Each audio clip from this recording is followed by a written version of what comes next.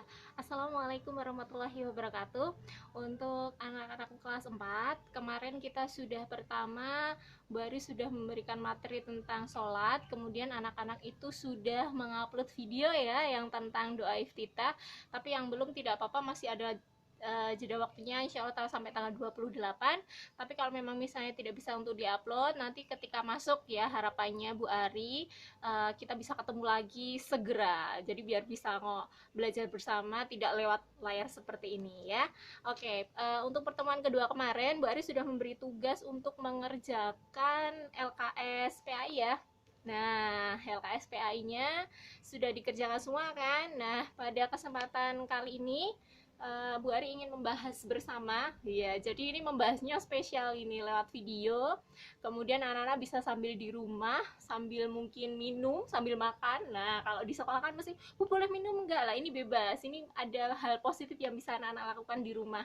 Tapi tolong ketika membahas bersama video ini, tolong jangan terlalu ini disambi hal-hal yang lain. Boleh sih sambil makan, sambil minum boleh, tapi kalau sambil mainan kan nanti malah nggak bisa fokus. Kalau minum boleh, makan boleh, tapi tetap ya kita cek bersama LKS PAI kita, materinya masih tentang sholat fardu.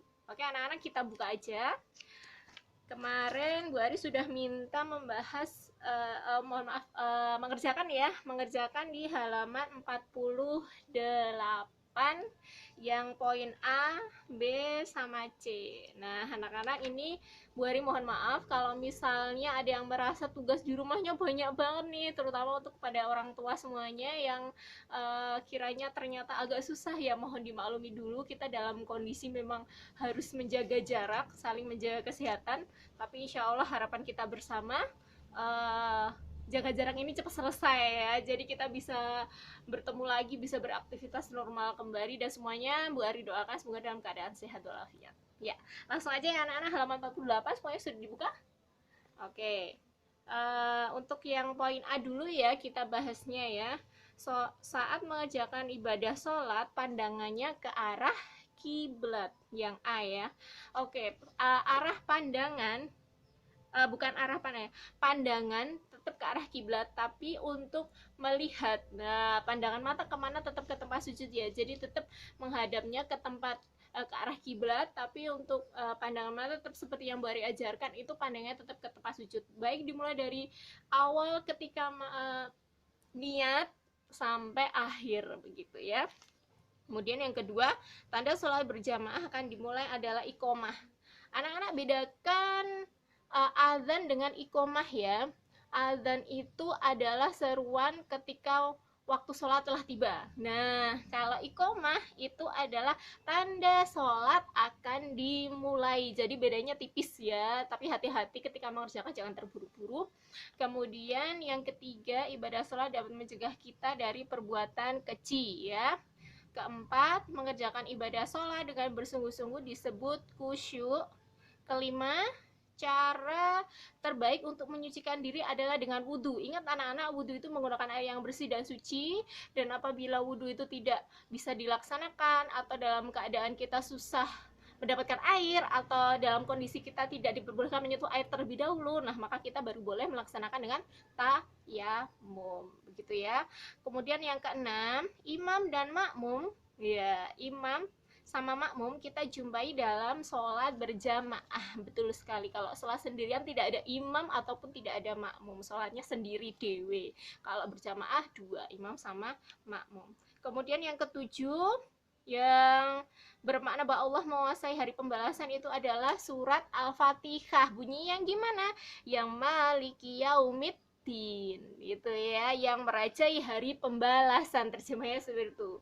Jadi kalau kadang terjemah sama soal itu kadang beda dikit, nggak apa-apa, yang penting intinya maksudnya itu sama. Jangan terlalu, Bu kok ini di Al-Quran kok beda, di buku kok beda, nggak apa-apa ya, beda dikit tidak apa-apa. Selanjutnya 8, sholat adalah rukun Islam setelah syahadat. 9, segala puji bagi Allah, itu termasuk dalam makna bacaan surat Al-Fatihah ya.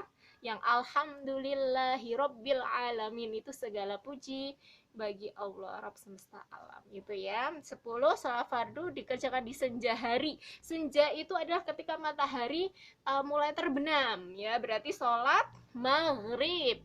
Kemudian nomor 11, sholat fardu yang terdiri dari 3 rakaat adalah sholat maghrib. Dan 12 yang termasuk sholat fardu adalah asar ya, tahajud, sholat gerhana, dan duha itu masuknya di sholat sunnah. Iya betul. Nomor 13 yang pertama kali dihisab di hari kiamat adalah sholat. Ya betul sekali. Jadi anak-anak kalau misalnya menemui soal yang menurut anak-anak tuh apa ya Bu yang dihisab itu bingung, zakat itu kan juga termasuk pahala, tapi yang terpenting itu adalah sholatnya dulu. Ketika anak-anak memang menemui soal seperti ini susah, diingat-ingat aja, oh iya kan babku tentang sholat, pasti jawabannya sholat begitu. Jadi itu salah satu trik ketika kita mau mengerjakan soal yang sekiranya kita susah begitu ya. 14 orang yang sedang sakit mengerjakan sholatnya bagaimana, tetap wajib dan harus dilaksanakan bagaimana dalam kondisi kita, asalkan kita masih dalam keadaan sadar, kita bisa mengisyaratkan untuk sholat, kita wajib untuk sholat, tidak boleh dititipkan sholat itu ya begitu. Kemudian segala puji bagi Allah itu makna bacaan tahmid alhamdulillahirabbil alamin. Kemudian nomor 16 zat yang menguasai hari pembalasan adalah Allah subhanahu wa ta'ala. 17 lafal yang tidak kita ucapkan saat sholat adalah istighfar. Istighfar itu tidak terbaca dari niat sampai salam, itu tidak terbaca, tapi nanti ketika zikir astagfirullahaladzim itu dipakai begitu ya. Sholat wajib sehari semalam ada 17. Ibadah sholat dapat menjadikan manusia memiliki sikap toleransi ya. Kemudian yang 20 yang tempat paling utama melaksanakan sholat adalah di masjid. 21 lafal sholat yang berarti aku bersaksi bahwa Muhammad adalah utusan Allah adalah ayat asyhadu anna Muhammadar Rasulullah ya. 22 memahami makna sholat akan menghindarkan kita dari perilaku ingin menang sendiri. Kenapa kok kita bisa menghindari ingin menang sendiri? Karena ketika sholat kita, terutama pada saat gerakan salam kita menoleh ke kanan dan menoleh ke kiri ya. Anak-anak kita menyadari bahwa di kanan dan kiri kita tuh ada orang yang harus kita bantu, ada orang yang harus kita doakan ya, seperti itu. 23 dengan menyebut nama Allah yang Maha Pengasih lagi Maha Penyayang itu adalah hafal basmalah C ya. 24 Allahumma sholli ala Muhammad wa ala ali Muhammad itu dibaca ketika bacaan tasyahud. Dan yang ke-25 asyhadu alla ilaha illallah sama juga tasyahud. Begitu ya anak-anak. Bu Ari percepat aja ya nanti biar videonya nggak begitu lama. Yang B, pada saat sholat harus, jawabannya boleh banyak macam-macam, khusyuk, tertib, tenang ya. Pokoknya semua yang anak-anak itu ketahui sholat itu harus diem Bu, tenang Bu, harus serius Bu lah boleh. Tapi kalau misalnya ada yang jawab lebih bagus itu lagi khusyuk atau tumak ninah begitu ya. Nomor 2 makna sholat adalah menyembah kepada Allah. Nomor 3 kebalikan sholat berjamaah adalah sholat sendirian atau munfarid ya. Usahakan menjawabnya dengan istilah-istilah yang khusus agar nanti ketika menemui soal seperti itu bisa mudah.